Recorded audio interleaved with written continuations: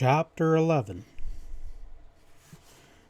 Weather's turned off nice up this way. Early in the season, too, remarked Pat, as the rocking coach passed out of the fringe of town and the rolling brush-covered range surrounded them. Yeah, it is nice, the driver conceded. Some rags and tags of snow left yonder under the pines up on the hills, but it'll burn off rapid in this weather. From your way of speaking, I take it you're from south a piece? Pat agreed. Mining country is hardly new to me, but there's always something different interests a man. They talked in a desultory fashion, enjoying the warm sun and fresh breeze. Pat's companion appeared modest and sensible, belaying the likelihood that he was a spy. After a period of sizing up, the young fellow showed a frank interest in Pat, in which he took no pains to conceal. "You up here looking for occupation, I take it?" he suggested. Pat cheerfully agreed. "Not that I haven't walked off more jobs than I've never need again," he laughed, "but a fella, he does like change, you know." "You look a cut or two above most of the mucking jobs laying around at the mines," was the measured answer. "Ever think of tackling something good?" "Oh, I've held more fair propositions in the past," Pat assured him lazily, with remarkable understatement. "Anything particular in mind?" To be honest, I'm on the lookout for a stage guard," the other blurted out, as if expecting the announcement to produce some surprise. "It'll call for a recommendation or two, and a man would be expected to keep his nose clean. No gambling or heavy drinking and so on, but that shouldn't present any difficulties in your case, I assume." Pat had been quietly conscious of making a good impression on this young man at his side. He pretended to play it shrewd, accepting the proposal at no particular compliment. "Things are tough up here in the Blackfoots, are they?" he countered lightly. "Lose your last guard, or did he quit?" "Nah, I had to let him go." The other shrugged, not especially desirous to engage on the story. "I understand I'm considered to be young running a stage line," he explained. "But I do have to be careful, of course. My name is Spain, Roy Spain." He waited in anticipation of acknowledgment in kind, and seeming to miss the point, Pat nodded his interest. "You seem to be doing all right, Spain. I'd judge you yet to be seeing 30 yet, though." 26 next month," said Spain shortly. His pause was of the briefest. "What do I call you, friend?" "Vern Hunter's the name," Pat murmured. Spain's brows climbed smoothly, and he raked Stevens with what would have been a look of doubt. "Come again?" he said, as if not having heard aright. Pat repeated the name in a bored manner, every sense alert for the response, and Spain grunted, and forthwith applied himself to driving his team for a time without pursuing the talk any further. He seemed to have forgotten his offer, to which Pat had yet failed to give an answer. Pat rambled on briefly without seeming to notice, and then gradually fell quiet. But he was much interested in Spain's reaction to Hunter's name. Without anything on which to pin the fact, Pat drew the conclusion that the young fella was just a shade scared. Had he played it differently, might he have drawn more information from Spain that now was denied to him? No, it was impossible to say. He had made his cast, and now he had to let her ride. An hour later, they were climbing the foothills of the Blackfoot Range. Wyoming lay behind them. Pat knew that he was in Montana now, and beyond rose the tumbling mountain ranges, tier of black-clad tier. The rugged wildness of this country could not be gainsaid. Not an ideal setting for a girl like Della Follonsbees, and perhaps not any girl at all. Pat found plenty to think about as he rode, swaying to the movement of the high seat. Spain had been watching one of the wheel horses for some time. At a level spot, without exclamation, he drew up to jump down and examine a hoof. Pat watched him competently pry a small stone from an iron frog. With that done, Spain hesitated briefly and looked up. "Would you consent to driving a mile or two for me?" he asked. "Sure." Pat drawled inwardly. He nodded to himself. This is what he had unconsciously waited for. Manifestly, young Spain was anxious to reach the girl's side inside the coach. Thinking swiftly, Pat gave this scant attention, reflecting that he could readily hear Dell cry out, should it come to that. "Sure, I'll roll her a ways for you if you want." "The change station is just over the ridge there," continued Spain doggedly. "First place we come to, you can't miss it." And with that, he turned to the coach and hauled the door open, then climbed in unceremoniously. The vehicle lurched into motion and rolled on under Pat's smooth direction. He found an obscure pleasure in this return to an old occupation, but at the same time his mind was busy. Not much longer could he successfully conceal his proximity from Della, and he was wondering how to gain the most from the situation. Deceiving her longer he could not, and he did not intend to try. The girl had had enough to contend with without bearing the burdens of believing herself not only to be in a totally strange country, but friendless as well. She appeared pretty well able to take care of herself, for Spain had been inside the coach for some time now, and Pat had not so much as caught the sound of a raised voice. Still, he was relieved when the log stage station came into view at last, situating in a clearing amidst lofty lodgepole pine. He guided the vehicle into the yard and drew up on a couple seedy-looking attendants that ran out to unhitch and change the horses. Della emerged from the coach and walked towards the station with her small brother on one side and Spain on the other.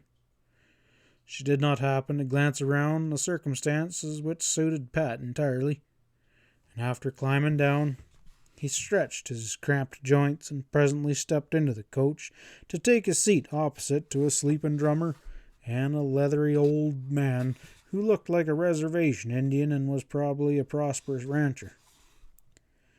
Della found him there when she returned 10 minutes later, with the stage ready to push on.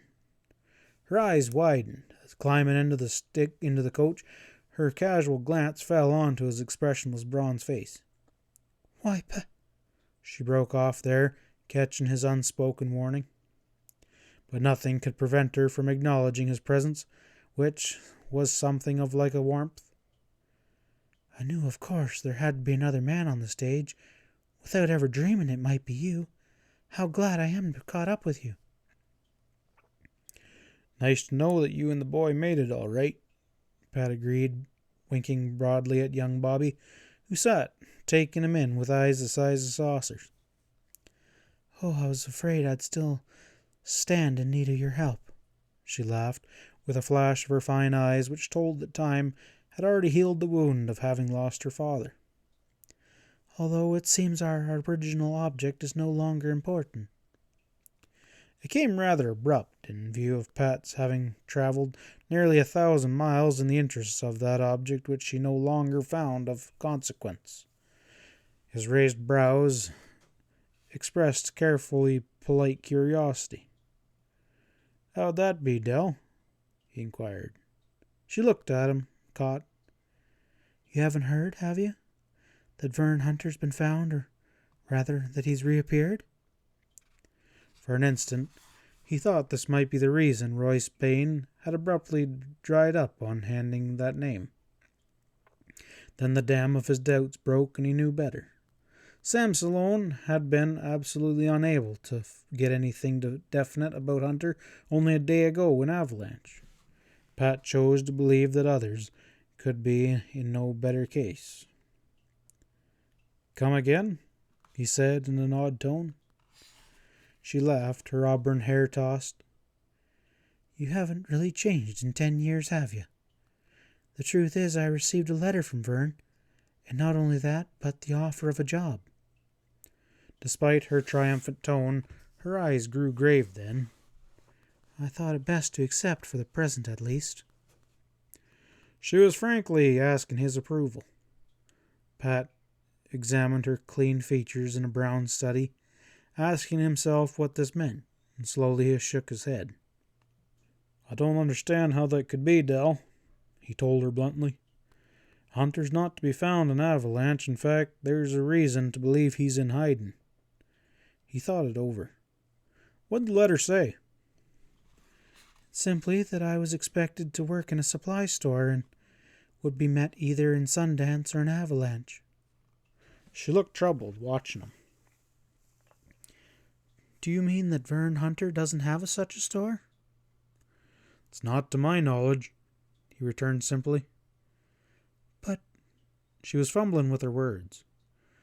"Why should the man hide?" He confessed his inability to answer that question.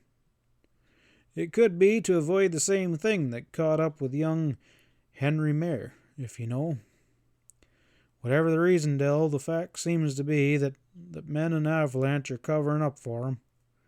Right now," he lowered his voice, "I'm heading for there, impersonating Hunter myself, with the object of smoking him or his friends out into the open.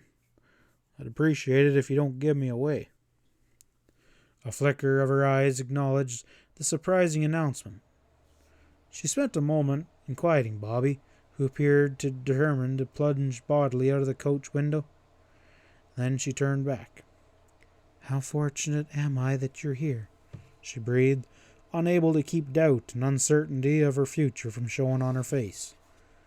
"What on earth am I to do now?" "Time enough for that, when we've unraveled this Hunter puzzle," he assured her, breaking off to turn the talk abruptly. "Did young Spain bother you here, the stage driver there?" He jerked his head towards the roof. Della's rosy flush was pronounced. "What could have induced you to ask that, when it's probably the other way around?" She got out with an effort. "I'm afraid I'm rather a trial to Roy." Light dawned in his mind with something of a jolt. "Oh, so he's some worried about you," he murmured. "I believe he is," she assented in a demurred tone. Pat's acute ear told him the subject was not to be pushed further. He nodded, glanced across at their fellow passengers. But for the constant rumbling and grating of the old thoroughbrace coach, they could not have had conversated so freely without being overheard, a circumstance which it appeared obvious young Spain had been taken advantage of as well. Pat had no difficulty in reading Della's interest in the latter, nor did he find it impossible to diagnose the nature of that interest. He made a mental note to look further into young Spain's past before lending his full approval, despite the fact that Roy appeared clean-living and reasonably ambitious.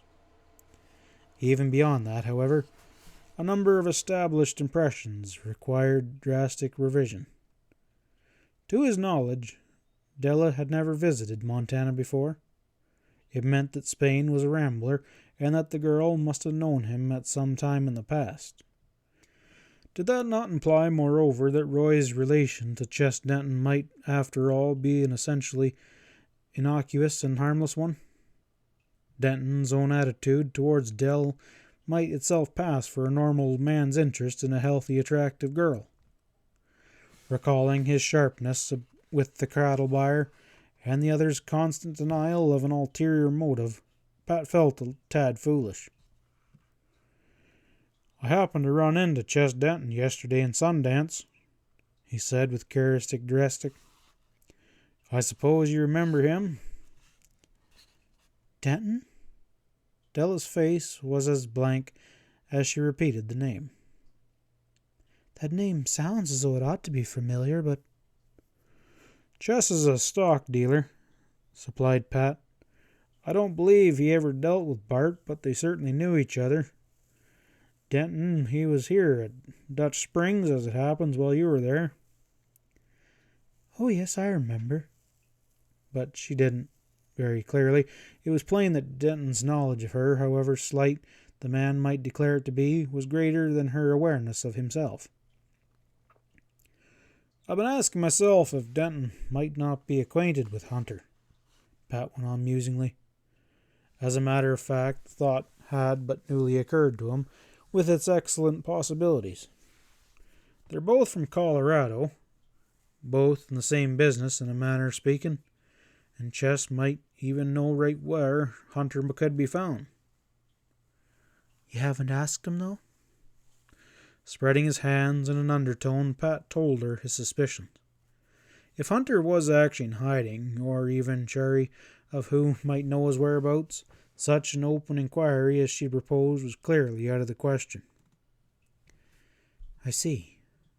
Della appeared to appreciate his point entirely. "Perhaps I'll have a conversation with Mr. Denton myself, if opportunity presents," she said quietly. "That's the spirit," Pat approved. "Only play it smart, Dell. These gents go along with you only so far as it proves to be in their own interests. Strike a hidden nerve, and with no more than some unguarded marks, and you'll be out in the cold."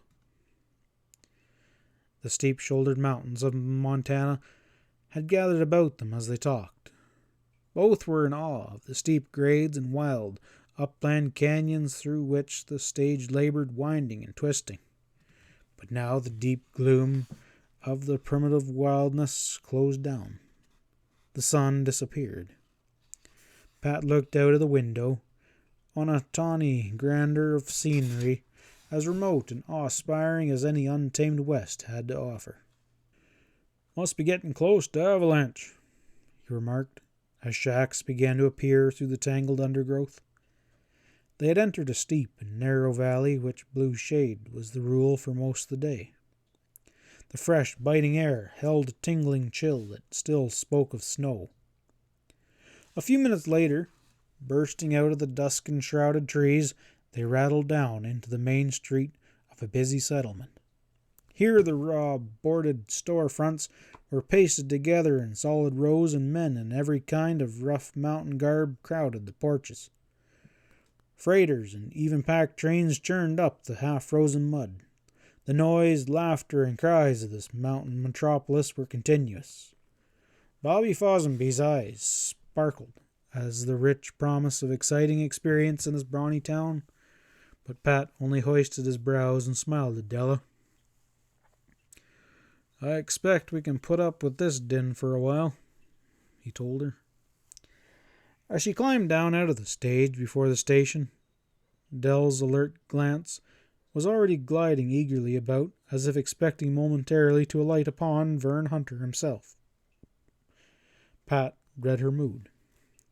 After the letter she had received, she at least expected that she'd be met here. But, through the rough miners eyeing the girl with deep curiosity, no one accosted her. Pat could not help wondering if his own presence might not be responsible for that omission. "There ought to be a hotel or two in this town," he remarked, gazing about. "We'll get you established and then decide on our next move." "But living in this place is sure to be expensive," burst out Dell uncertainly. "I haven't—" "Oh, don't give it a thought," he advised easily. "We'll fix you up, Dell. Let's go." Roy Spain appeared at that moment, his manner resolute. Eyes slitted, he looked at Pat and the girl over narrowly, clearly asking himself what this relation portended. "If you need any help, Dell," he began stiffly. "Thank you, Roy." She appeared unconscious of his air of dudgeon. "This is an old acquaintance. He'll see me to the hotel, I'm sure." The touch of formality in this was almost a brush off, and Spain hesitated. "I know this town," he told Pat, "and the hotels aren't exactly to be recommended. After some talk, he suggested that Dell might rent a room with a respectable woman who ran a bakery here as the best solution to her problem. Thanks, Spain. I'll see you later. Pat led Dell in the direction indicated, having taken charge of the carpet bag, and 10 minutes sufficed to see the girl comfortably established. There Pat left her to rest and collect her thoughts. He returned to the stage barn and sought out young Spain without delay, finding the latter attending his horses. Your hunch was a good one, boy, Pat told him. Dell's got a room with Miss Bard, and she'll be all right there. I thought you'd be interested in knowing, he added easily. I am, Roy spoke, doggedly, striving to cope with manifest hostility. It's a jolt to me that you happen to know her is all. I hope your interests don't run in any particular plan, friend. Pat was reminded again of Spain's stubborn refusal to use the name that he had been given. Scrutinizing the other shrewdly, a twinkle lurked deep in his eyes. You act almost as if you knew me, too. Right from the minute I told you who I was, he accused humorously. What made you shut up so sudden, if it's all right to ask? Spain shook his head firmly. I don't know who you are, stranger, but don't run away with the idea that I've been fooled for a second. His eyes hardened as he ran on, bluntly and pointedly. If it interests you, I happen to know Vern Hunter well. In fact, I'm running the stage line for him. End of chapter 11.